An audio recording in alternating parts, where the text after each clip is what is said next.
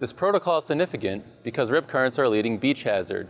We are seeking to help better convey that risk using an innovative virtual reality video game. Because of its VR format, this technique will be more memorable and engaging for users than traditional text-based rip current literature.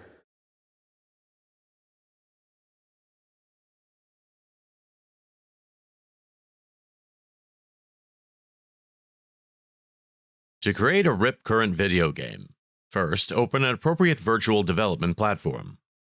Select a new 3D project entitled Rip Current. In the program, open the Asset Store tab, which contain prefabs, already created collections of 2 and 3D game objects and audio files developed by other users that can be added to the project. To create the first new scene, right-click to select the user interface and canvas to add a new canvas entitled Main Menu with a text box for the title VR Simulation. To attach scripts written in the C# language to the game object, select Main Menu and Add Component, and New Script, and enter the desired script title.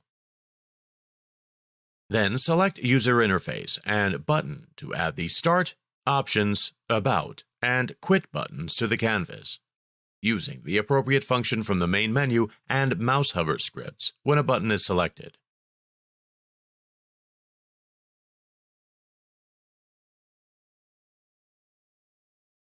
To create the buoy test scene, download the realistic water asset from the Unity Asset Store and add the sea prefab to the scene.